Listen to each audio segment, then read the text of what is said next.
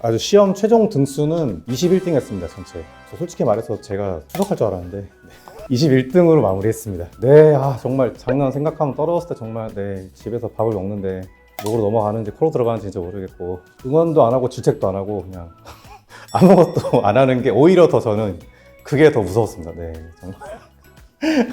아유, 좋아하죠. 이제 다 자기 덕이다. 본인이 내조하지 않았으면 전혀 할 수 없었다. 네, 다 인정했습니다.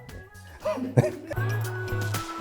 저는 운영하던 사업을 폐업하고 아르바이트와 병행하면서 이번에 13회 행정사 시험에 합격한 44살 이재원이라고 합니다. 작년 12회 때 한번 떨어졌고 이번에 유예생으로 합격하게 됐습니다. 온라인 쇼핑몰을 했는데 주 종목이 축구 유니폼이었어요. 축구복, 단체복, 그 등에 선수들 이름 찍어서 판매하는 그런 업종이었는데, 아무래도 업종이 축구다 보니까 코로나에 너무 직격탄을 맞아서 한번 이게 휘청하고 사업이 못 일어나는 거예요. 다른 일이 뭐가 있을까 고민을 좀 하다가 중국어를 좀 할 줄 아는데요. 중국어를 활용한 자격증이 뭐가 있을까 좀 알아보다가 외국어 행정사가 있다는 걸 알게 됐고, 그래서 이제 시험을 준비할 때는 이제 외국어 행정사보다는 일반 행정사가 범위가 넓으니까 일반 행정사를 준비하게 됐습니다. 12회 떨어지고서 이 길은 아닌가 보다 해서 이제 빠르게 딸 수 있는 걸 알아보다 보니 14년 10월에 시험 보고 25년 3월에 공부하기 전까지 5개월 동안 공백 기간에 내가 이쪽에 소질이 없나 보다, 재능이 없나 보다 해서 공부를 아예 안 하고 먹고 살 수 있는 자격증, 예를 들면 일종 대형 면허랑 지게차 면허 이런 거 따면서 아르바이트 하면서 시간을 보내다 미련이 남으니까 와이프한테 솔직하게 얘기했습니다. 나 한 번 더 하고 싶은데 좀 도와달라. 그래서 3월부터 다시 공부를 했고, 그때까지는 아르바이트 병행하다가 자신감이 붙어가지고 나 이번에 될 것 같다, 밀어달라 해서 6월 달부터는 전업으로 했습니다.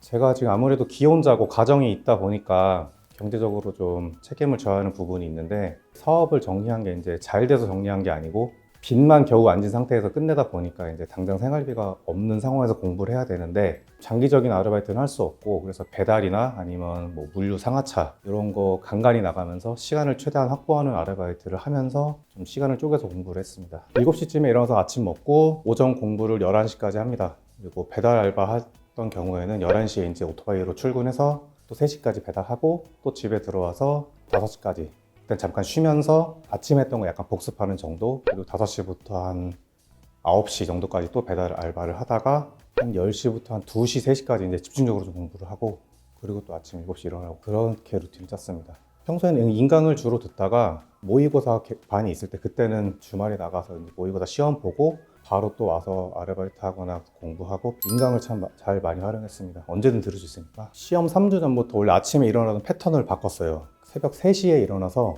아침 7시까지 4시간이니까 한 과목을 1시간 안에 볼 수 있게끔 연습을 하는 거예요.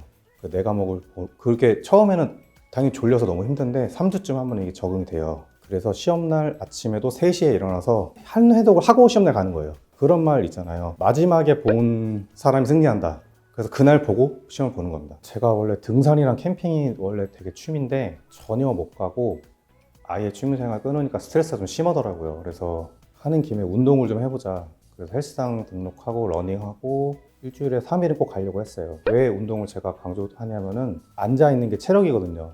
책상머리에 앉아있는 게 체력인데 운동을 안 하면 이 시간이 점점 줄어들더라고요.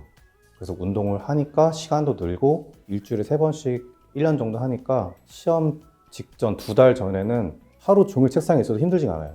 그래서 운동을 하면서 스트레스를 풀었죠. 네, 좀 좋은 방향이었던 것 같습니다. 작년에는 모든 과목 통틀어서 모범 답안을 다 베껴 썼어요. 3번씩 4번씩 베껴 써보고 읽고 베껴 쓰고, 그렇게 하니까 시간이 너무 소모가 크고 손도 아프고 회독을 많이 못 돌렸어요. 그래서 이번에 떨어지고 나서 유예 때는 책을 한번 읽고 키워드만 쓰고 입으로 중얼중얼거리고 넘어가고, 그렇게 하다가 시험 한 달 전부터는 그마저도 안 쓰고 그냥 입으로만 했어요. 입으로만 해서 한 번 읽고 눈 감고 되뇌어서 외우는 게 1회독이에요. 그렇게 계속 하루에 1회독씩 계속 돌렸어요. 그렇게 하니까 확실히 더 많이 남는 것 같습니다. 과목별로 말씀드리면 민법 같은 경우는 이제 보통 민법 주제가 있으면 의, 요건, 효과 이렇게 쓰고 넘어가는 게 지금까지 패턴이었는데, 더 이상 그렇게 쓰면은 고득점 받기 힘들겠다라는 판단이 서서 의, 요건, 효과를 간단하게 쓰고 이제 판례를 엮어서 포섭하는 연습을 좀 많이 했습니다. 특히 민법에서 그걸 많이 했고요. 그래서 조민기 교수님께서 판례집도 따로 만들어서 주셨거든요. 자료로. 그거 활용해서 이런 문제가 나오면 이 판례를 엮어서 써봐야겠다라는 연습을 주로 많이 했고요. 절차론도 마찬가지예요. 절차법 같은 경우도 이제 과태료법이나 규제법과 엮여서 나올 수 있겠다 생각을 해서 그런 걸 엮는 연습을 좀 했고요. 나머지 행정절차법 외에 7법 같은 경우는 단순 암기이기 때문에 정말 딱 키워드만 외우고 넘어가는 걸로 그냥 무조건 외우자 대신에 깊게 말고 넓게 외우자는 방식으로 했습니다. 그리고 사무관리론 같은 경우는 작년에 제가 사무관리론 과락으로 불합격했는데요. 사무관리론 진짜 많이 어려움 느끼시는 게 논리가 없고 그냥 무작정 외우는 거라서 많이 힘드실 것 같은데, 그래서 저는 올해는 사무관리론을 먼저 끝내자가 제 이번에 전략이었어요. 사무관리론은 좀 약간 끝이 있어요. 어느 정도만 외워놓으면은 그 다음부터는 잊어버리지 않게 관리만 해주면 계속 쭉 가져갈 수가 있거든요. 판례도 없고 논리도 없기 때문에 처음에 사무관리론을 어느 정도 끝내놓고 나머지를 공부하자. 그리고 깊게 외우지 말고 좀 넓게 외우자. 빠뜨리는 거 없이.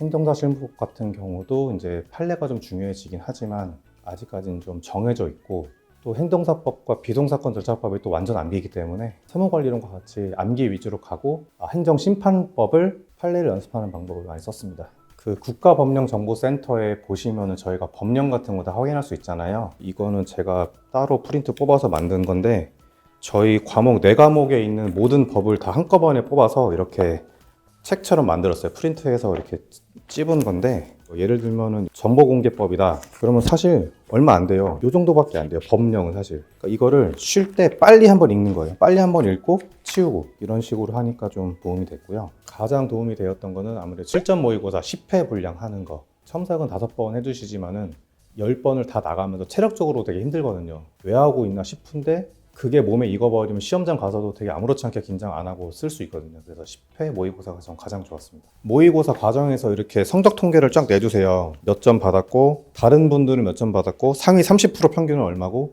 이게 되게 중요한데 저는 상위 30% 평균을 굉장히 중요시 봤고 제가 상위 30%를 넘어가면 합격한다고 생각했어요. 그래서 매주 넘을 수는 없고 떨어질 때도 있는데 그럼 떨어지면 그 과목을 좀 더 열심히 하고 그런 식으로 좀 등수를 좀 신경 쓰면서, 아시다시피 상대평가다 보니까 그냥 제 느낌에 잘한다는 건 사실 의미가 없고 남보다 잘해야 되는 거니까 등수를 많이 신경 썼습니다.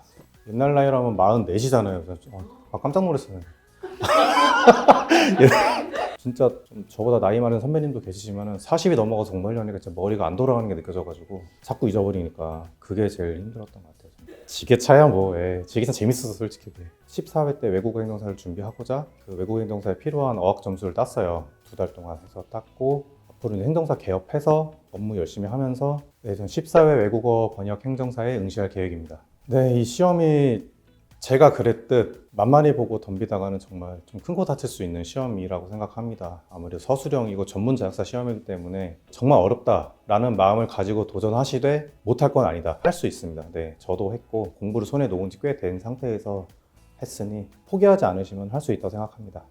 14회 행정사 수험생 여러분, 화이팅!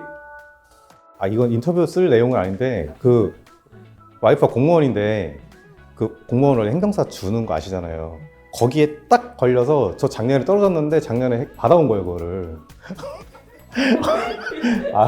좀 마음에 상처였습니다. 네.